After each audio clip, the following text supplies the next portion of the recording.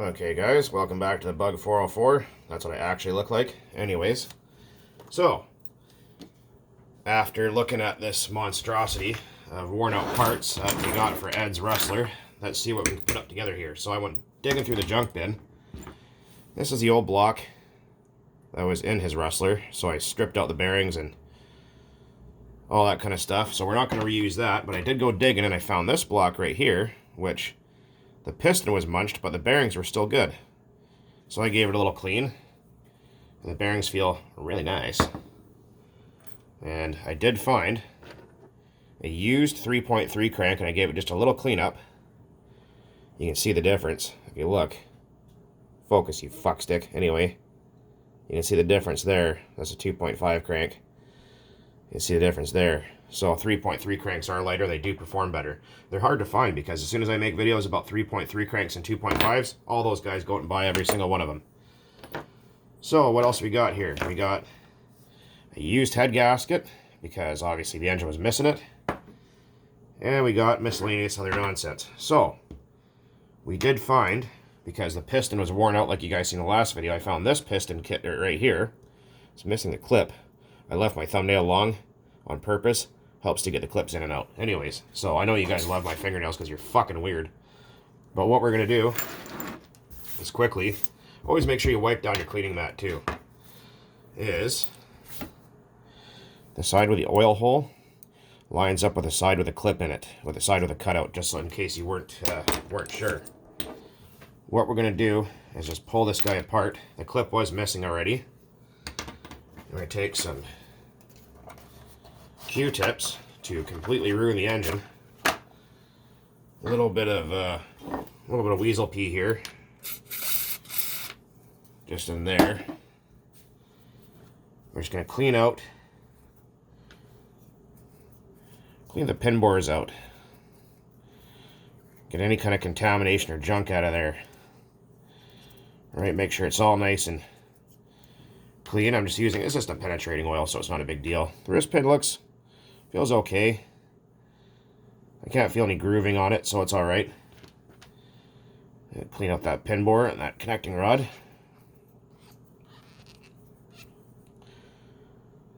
Looks okay. Make sure to use a pin. And use your pin in the pin bore oil holes. There and there, to make sure there's no foreign material in there. Like I said, I'll leave this in there for reference so you guys can see. So we're going to use some Klotz castor oil. Not that much. Smells amazing. Remember what I said about the side of the connecting rod that has the oil hole in it? That lines up with the slot side of the piston. See? So what we're going to do is dip that guy, throw a little in that hole there, a little in that hole there, get some on that wrist pin, make sure everything's nice and well lubricated. On the open side of the wrist pin faces the clip side, because if you put it in backwards it'll be a nightmare. Slip those two together. Okay, now I need this guy right here, because the next step is a little bit tricky, because I don't have another wrist pin clip. We're going to rob the one out of the old piston, or at least attempt to. Try and get that out. If your fucking pliers are junk, time to get new ones. Carefully get that clip out of there. See it? Right there. That's what we're after. Because if you run without that, bad things will happen. I need better pliers. I need much better pliers. Now those ones are equally as dicked as well. Okay, well, we're at the rock. Piss with the cock we got here. Alright. So you can try to grab this. They're slightly magnetized, the pliers. You can see it. You can only going one way. Try and use my thumbnail. Nope, hold on a sec here, it keeps slipping out because these pliers are fucked. It's the most tedious part of the whole thing.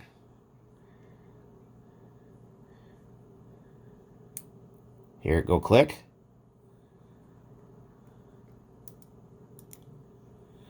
I think we got it. I think. Nope. I'm gonna turn it a little bit more. Fuck's sakes. Hold on, I'm gonna pause while I do this because this is really hard to do and watch through the viewfinder. Okay, so that was 5 minutes of your day wasted. Right. So the clip is in there, but what we're gonna do is gonna push on it. Make sure it's seated, because sometimes it'll be sitting kind of halfway in. It'll look like it's all the way in and it's not. Ouch. Fucker, stabbed myself in the finger. Okay. I'm going to push on the opposite side. That's seated. That's not going to come back out of there. Okay, moving on. So we got our clean block, our sleeve, a 3.3 crank, because like I said, those are way better. Take and make sure the inside of your crank is clean, because nothing worse than having a dirty crank. I actually did get a nice stroker crank for my 3.3, by the way, but that's a different video. Knocked over my oil because that's just how the fuck it goes, apparently. I think it's about beer time. What do you guys think? Okay, your hands are clean. Gonna drip some down inside of that bearing, and see, it'll actually flow all the way to the front. It'll leak out the front because the front bearings do not seal the engine. Like I said, throw a little Astroglide on there, a little bit on that pin, lick it before you stick it. I'll throw a little bit more in that rear bearing just because.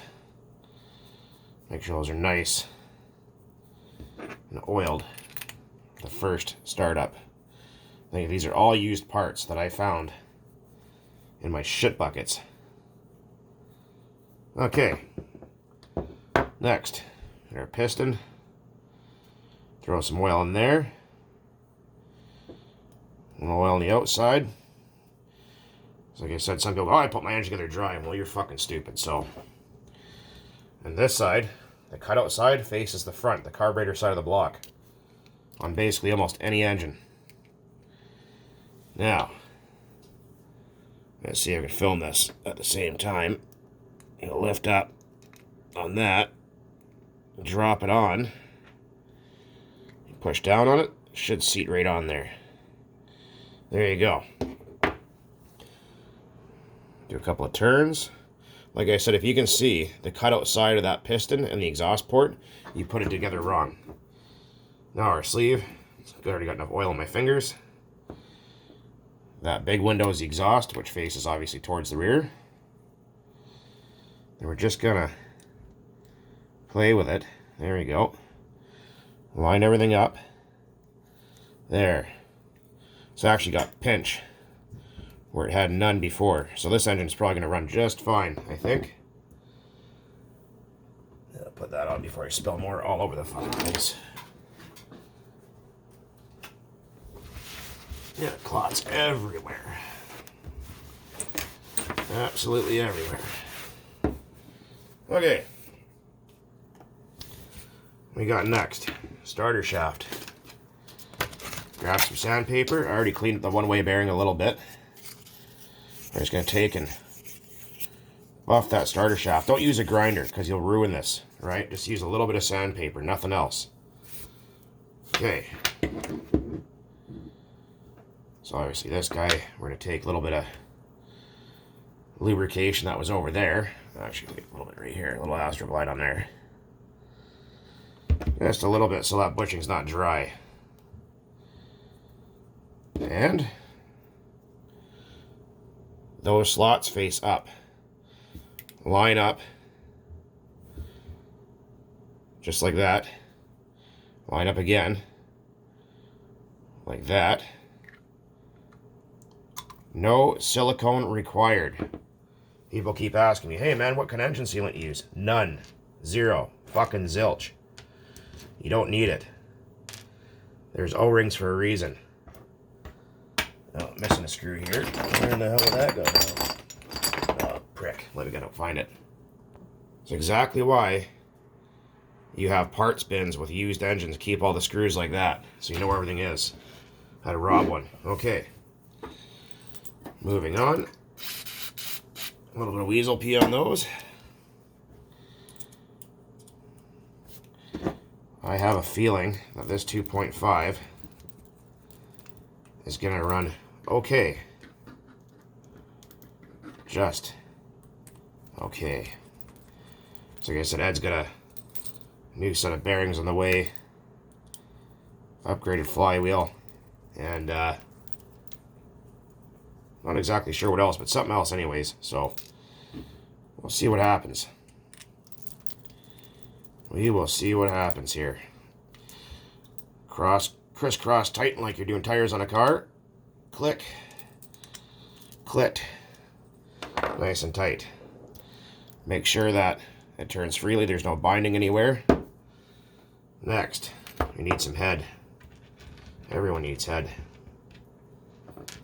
If you don't think you do, well, you're fucking lying to yourself. A little bit more weasel pee on there. Take a little oil on that head gasket. It's a used head gasket. Stick this guy down.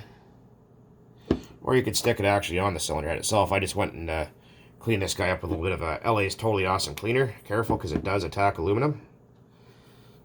Line that up. And here we go. So I thought I'll do a start and a finish. Well, I couldn't do it all at once because my fucking phone just ain't got that much space, so I have to kind of do it in parts. So you guys will see this engine go back in the truck in this video. I promise you that. And then I'll fire it up in another video.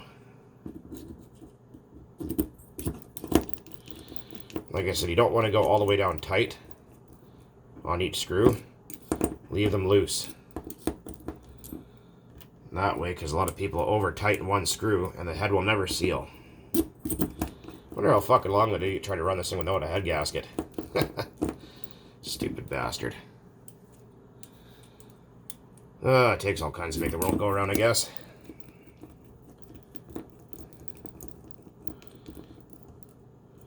We go opposite.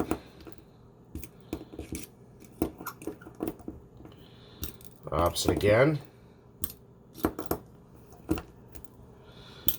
Factory torque settings.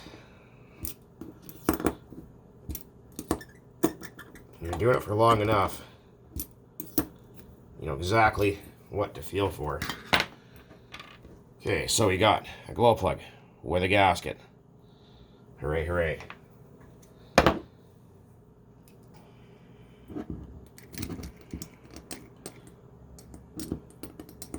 Well, you guys don't need to watch that part. Okay, so in your flywheel collet, get yourself a flat screwdriver. Wedge that open a little bit. And that'll usually help it go right on and take it off as well. You need your flywheel and your nuts. Little Astroglide on there. Right. 8mm socket. We need the wrench for holding said flywheel.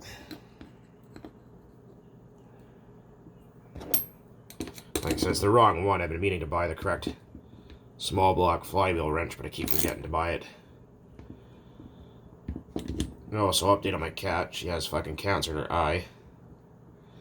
So that fucking sucks. And I was going to go for surgery, but I can't afford the $2,000 they want, and she probably wouldn't make it through the surgery to begin with. Oh yeah. Much better compression. Way, way better. This had almost nothing before.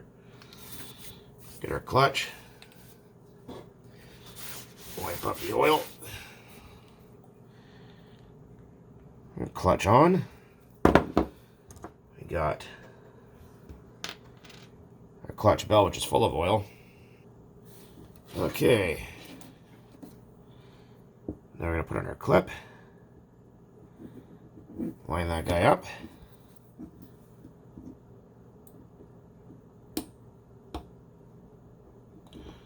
Sometimes they can be a bit... There we go. You will have to adjust the shims for in and out spacing. You'll usually need one under here, one on top. Good to go. Okay, so the carb is actually clean, surprisingly. We're going to need to find my tiny little guy here. Okay, we're in that position.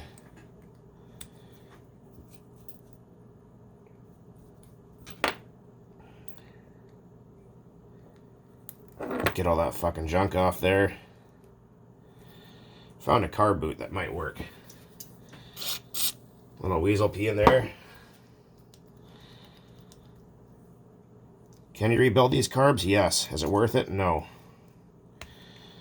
Oftentimes you can try to rebuild them, but they're just never the same after. They always still run fucking like shit. It's typical Traxxas carbs. They run good when they're new, they stop running good, and they just don't run good forever after that. Okay, I'm going to pause here for a minute. Okay, so we're back. I gave up on the carb boot because I couldn't find one that fit. The spring broke, so we're just going to run without it. It'll be good enough to test start it. And this tripod is starting to test my patience to the maximum here. So, of course, there's beer cans down there that are attacking my feet. And our one-way bearing, we're going to slip that on. And our easy start. And I do have an easy start one somewhere. Oh yeah, it's over there. I guess I gotta tighten these up first though. Gotta work with me here, man. This camera tripod thing here is not really working in my favor today. It's gonna go and get blown up like Mr. Potato Head over there. And I'm gonna buy myself one that actually is able to hold the phone without falling apart after 3 uses. From the dollar store. Okay, so easy start on. I know this is probably just absolutely boring as fuck to watch, but some people want to know, so here it is. We should make sure it cranks. Haha. That's a very good sound. Let's kind of just jimmy that guy in there. There. That wasn't too bad. Okay, I'm going to get these screws done up right quick. I'll be right back. Okay, so I had a stupid moment there for a minute. So these have a little set screw right here that keep this from spinning, right? Locks this on. So I'm trying to get the engine mount screws and thinking, what the hell? How come they won't go in? The handle was spinning, but this wasn't. Derp. Don't forget your exhaust O-ring. Goes right there. Okay guys, so we are all back together. Yeah, the carb boot and spring need to be done because this is just fucking nonsense here. But anyways, so we're all back together. We have some Sidewinder 25.9 with some added Blendzall castor oil, which we're going to use for the first startup outside on video. We're going to need our flat screwdriver. We're going to use my glow igniter because the thing is, I don't have any easy start stuff laying around. So we're going to try to get out there and see. Actually, what, fuck it. Let's try and see if we can get it to fire off right here. Why not? Let's just see. Quick little prime. Fuck's sakes. Okay, I got crankage. I'm going to use my igniter because that way it just draws less from the easy start. This fucking tripod, man, I'm telling you. Okay, let's see what we got. Sure the throttle is not wide open or anything stupid. Okay, will it run? Oh, come on.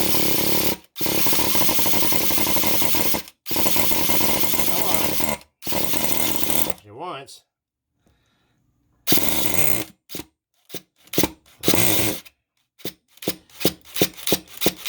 fuck. Oh. What the hell? I was trying to start without the fucking easy stuff on the thing on it.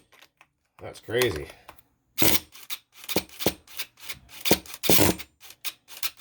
Cocksucker. Okay, the back will plug off a little bit. I guess the compression's really tight from all that fuel and oil that's in there. Let's see. I can smell victory. Back will plug off.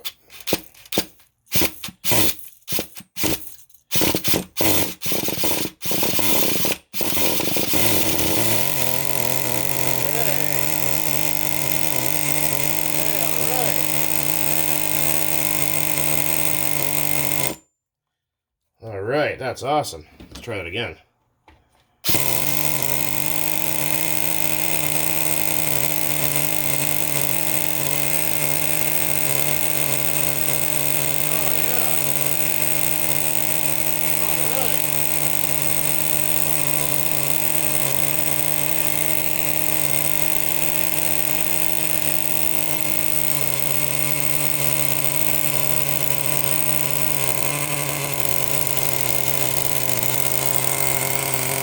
Oh, it actually runs pretty good.